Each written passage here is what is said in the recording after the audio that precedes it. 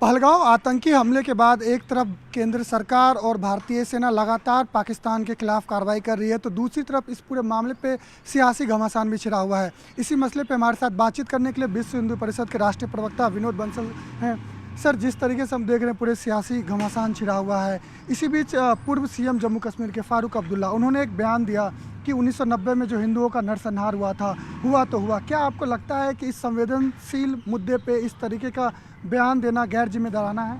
नहीं, गैर जिम्मेदारा नहीं है। ये तो मानवता की हदें पार करने वाला है, अमानवीय बयान है। एक पूर्व मुख्यमंत्री के द्वारा जिनके टेन्योर में इस तरह के ज़बरदस्त नरसंहार हुए, उस नरसंहार को नज़रअंदाज करना और उस समय ये कहना कि आखिरकार ये जो हुआ तो हुआ, ये उसी नेक्सस को दर्शाता है।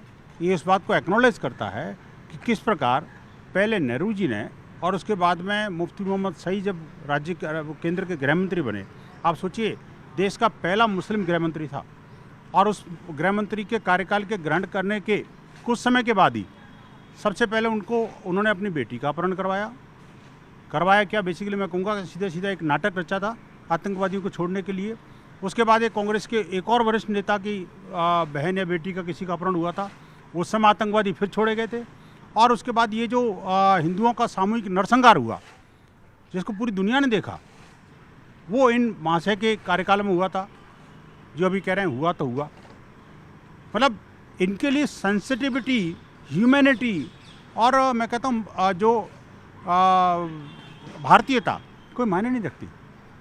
ये वही नेता है ना जो अब तक हमेशा से पाकिस्तान से बातचीत करने के लिए, आतंकवादियों के लिए सॉफ्ट कॉर्नर रखने के लिए और कश्मीर में अलगाववाद को बढ़ावा देने के लिए, कश्मीर से हिंदुओं के पलायन के लिए ये बार बार तमाम तरह के बयान देते चले हैं और बार बार ये कहते रहे पाकिस्तान तो बड़ा न्यूक्लियर स्टेट है, उससे पंगा मत लेना, युद्ध करने से कुछ नहीं होता, आप वार्ता करिए। ऐसे तमाम तरह के बयान उन्होंने दिए हैं। मैं कहता हूँ ऐसे नेताओं को कम से कम, अब इनकी भी सत्ता है ना अब राज्य के अंदर, माफ़ी मांगनी चाहिए। अब समय आ गया है कि कम से कम 90 के उन घावों को भरने की बजाय आप उसमें कम से कम नमक तो मत छिड़किए। ये ऐसे वरिष्ठ नेता हैं कश्मीर के जिनको कि कुछ बातें मुझे लगता है वो इंटरव्यू के लिए कुछ ठीक भी थी उनकी बातें, लेकिन वो ठीक सुनते सुनते जब दर्शकों ने अचानक दे दी, ये सोचा कि हुआ तो हुआ, आग बबूला हो गया व्यक्ति, दर्शक जो है ना आपका। मैं कहता हूँ अमन जी ने बहुत इम्पॉर्टेंट क्वेश्चन उनकी दुखती रग पर एक तरह से वो हाथ मारा है कि आखिरकार उन्होंने इस बात को कहने की हिम्मत क्यों नहीं जुटा पाए वो कि वो कश्मीर में जो कुछ हुआ वो अमानवीय था, अत्याचार था, नरसंहार था और ये देश की और देश की संविधान की पूरी तरह से ख़त्म करने के समान था। ये इस बात को लेकर के वो कैसे चुप हो जाते हैं भाई, आखिरकार क्यों नहीं बोलते भाई? ये इसका मतलब सीधे सीधा बात है कि कहीं ना कहीं मुझे लगता है कि हिंदुओं को कश्मीर घाटी से निष्कासित करने के लिए, निर्वासन के लिए मजबूर करने के लिए, उनके हत्याएं कराने के लिए ऐसे शासक भी जिम्मेदार हैं। हालांकि आप बहुत गंभीर आरोप लगा रहे हैं कि पूर्व गृह मंत्री ने अपनी बेटी का ही अपहरण करवाया। एक बयान और फारूक अब्दुल्ला साहब ने दिया, उन्होंने कहा कि जो वीज़ा जिन पाकिस्तानियों के पास नहीं है उन्हें वापस पाकिस्तान भेजना अमानवीय है। देखिए, इनकी डिक्शनरी में मानवता का अर्थ है सिर्फ आतंकवादियों और जो अपराधी वृत्ति के लोग हैं वही मानवाधिकार के अधिकारी हैं। ये देश का सामान्य नागरिक है जो पीड़ित है, परेशान है, नरसंहार का शिकार है, उसके मानवाधिकारों में कोई वो वैल्यू नहीं है इनके यहाँ। आतंकवादियों को मानवाधिकार इनको नज़र आते हैं। आखिरकार पाकिस्तानियों को जो अवैध तरीके से यहाँ रह रहे हैं उनके मानवाधिकारों की चिंता कब से जताने लगे भाई? इसका मतलब आप सीधा सीधा उन इलीगल इमिग्रेंट्स का, घुसपैठियों का सीधा सीधा सपोर्ट कर रहे हैं। इन्हीं के कारण ये घुसपैठिए देश के अंदर पल रहे हैं।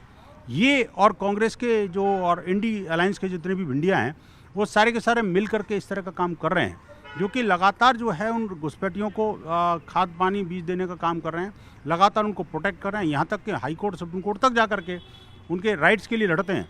लेकिन हिंदुस्तानियों का राइट नहीं है ना, क्यों भाई? हिंदुस्तानियों का राइट के लिए कभी नहीं लड़ते देखे कभी आपको।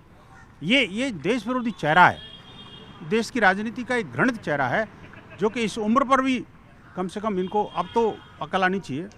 ताज्जुब होता है। सियासत की बात हो रही है, एक और सवाल कांग्रेस की तरफ से उठाया गया है, जो सर्जिकल स्ट्राइक की गई थी 2019-20 के आसपास, तो उस पर कांग्रेस से सवाल उठाया और बोला है कि कहाँ सर्जिकल स्ट्राइक हुई थी, क्या सबूत है? तो अब कांग्रेस की तरफ से सबूत मांगा जा रहा है। देखिए, ये देशद्रोही जो मानसिकता है ना, जिनको अपनी सेना में विश्वास नहीं, जिनको अपने संविधान में विश्वास नहीं, जिनको अपने देश में विश्वास नहीं, ये देश की ताकत का विश्वास नहीं, और ये जो कुछ बोलते हैं उस पर पाकिस्तान में तालियां बजती हैं। जो कुछ बोलते हैं इंटरनेशनल कोर्ट ऑफ जस्टिस में भारत के विरुद्ध एक एविडेंस के रूप में प्रोड्यूस किया जाता है। ये जो कुछ बोलते हैं उससे आतंकवादियों के हौसले बुलंद होते हैं। ये कांग्रेस ने जैसे कि आतंकियों का और भारत विरोधियों का ठेका ले रखा है। मैं इससे ज़्यादा कुछ नहीं कहूँगा। और एक नहीं है, एक बड़ा कुनबा है। एक कांग्रेस के नेता हैं, एक आरजेडी के नेता हैं, तो कोई एक और दूसरी पार्टी के नेता है, कोई तीसरी पार्टी के नेता है। सारे के सारे इंडी की मिंडियाँ एक साथ मिलकर के भारत विरोध का एक स्वर में राग अलापते हैं। जो यहाँ बोलते हैं उस पर पाकिस्तान में तालियां बजती हैं। इनका मकसद सिर्फ यही है, ऐसा लगता है जैसे वोट बैंक इनका भारत में नहीं बल्कि पाकिस्तान में है। इनको सब अब भारत की जनता सबक सिखाएगी निस्संदेह। आतंकवाद के नाम पर और हिंदुओं के भयंकर नरसंहार के बावजूद भी इन्होंने अभी सबक नहीं सीखा, तो मुझे लगता है कि इनका अंत समय निश्चित है। लेकिन सर, जिस तरीके से सियासत हो रही है, जिस तरीके से विपक्षी दल के नेता बयान दे रहे हैं, उसको कोट किया जा रहा है पाकिस्तान में। वहाँ उनके बयानों को वायरल किया जा रहा है, उनके बातों को वहाँ पे कोट करके भारत सरकार पे ही आरोप लगाया जा रहा है। तो क्या आपको लगता है कि इससे सेना का या सरकार का मनोबल गिरेगा? नहीं, मनोबल तो हमारा नहीं गिरने वाला। न सेना का मनोबल गिरने वाला, न सरकार का, न भारतीयों का। भारतीयों का मनोबल तो और मजबूत हो रहा है कि हमारे देश के अंदर ही आस्तीन में छुपे हुए ऐसे सांप बैठे हुए हैं जिनसे निपटना भारत की जनता को भी आता है। और हमने संकल्प लिया हुआ है डे वन से। जब 22 अप्रैल को जब ये घटना घटी थी, मैंने उसी दिन कहा था कि भाई आखिरकार हमें अब 2 फ्रंट पर लड़ना है। एक पाकिस्तान से, दूसरा पाकिस्तान के मित्रों से, और तीसरा भारत में छुपे हुए उन जहरीले सांपों से जिनका फन कुचलना भी हमारा काम है। क्योंकि हमें युद्ध कहीं सीमा पार से नहीं लड़ना। इसीलिए मैंने कहा था, आपको याद होगा कि जब यज्ञ कर रहे थे हम उनके लिए, तो हमने संकल्प व्यक्त किया था कि सीमा पार की लड़ाई तो मेरी सरकार और कूटनीति और सेना लड़ लेगी, लेकिन सीमा के अंदर की लड़ाई भारतीयों को खुद लड़नी पड़ेगी।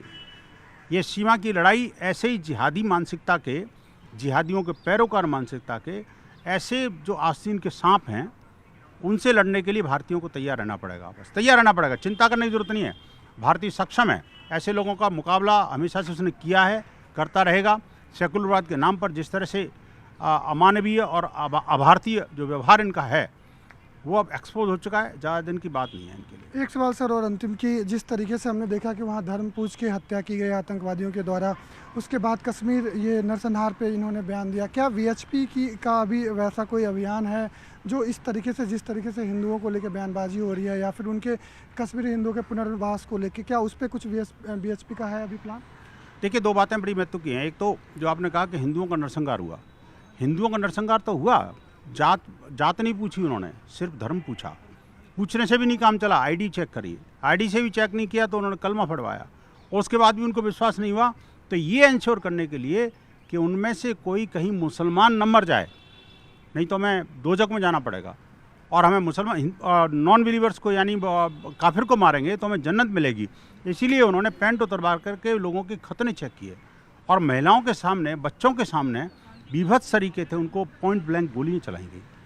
ये जो लोग कहते हैं कि धर्म का, जो आतंकवाद का कोई धर्म नहीं होता, मैं कहता हूँ और क्या होता भाई? सही बात है, धर्म नहीं होता, लेकिन मजहब तो होता है ना। एक ही मजहब के लोग आतंकवादी क्यों होते हैं भाई? आप मुझे बताइए। आखिरकार ये जो पूछ करके, इंश्योर करके, इस बात को गारंटी करके कि भाई यहाँ कोई मुसलमान के अलावा कोई और ना मारा जाए, इसके पीछे मानसिकता क्या है, ये पूरे विश्व को समझना पड़ेगा। क्योंकि अगर आप आज शांत रहे ना, तो अगले टारगेट आप ही हैं। तो विश्व हिंदू परिषद का ये कहना है, सीधे सीधा इस जिहादी आतंकवाद से निपटने के लिए हमारा एक एक कार्यकर्ता, हिंदू समाज का एक एक व्यक्ति तैयार है। अब सिर्फ इतना सा है कि हम अंदर लड़ेंगे, आप बाहर लड़िए, कोई चिंता नहीं। ऐसे सारे के सारे सांपों को कुचलना वो अच्छी तरह से जानता है। और मैं निवेदन करूंगा देश के राजनीतिक तंत्र से भी, जो विपक्ष में होने का मतलब ये नहीं है कि भारत के विपक्षी हो आप संसद में राजनीति के विपक्ष तो हो सकते हो, लेकिन भारत के विपक्षी मत बनिए आप। अगर भारत के विपक्षी बनोगे तो भारत आपको छोड़ेगा नहीं किसी भी कीमत पर, चाहे कोई भी हो। इस बात को संकल्प ले लेना चाहिए। और हिंदू समाज ने ठाना है कि अब जो है ये आतंकवाद भगाना है। तो ये हमारे साथ वीएचपी के राष्ट्रीय प्रवक्ता विनोद बंसल थे, जिनका सीधे तौर पे कहना है कि जो देश के दुश्मन है, चाहे वो पाकिस्तान हो या फिर आतंकवादी हो, उनसे भारत सरकार और सेना लड़ेगी, लेकिन जो देश के अंदर हमारे दुश्मन है उनसे हम और भारतीय लोग जो हैं वो लड़ेंगे। दिल्ली से कैमरामैन पंकज तोमर के साथ अंकित, न्यूज़ 18 इंडिया।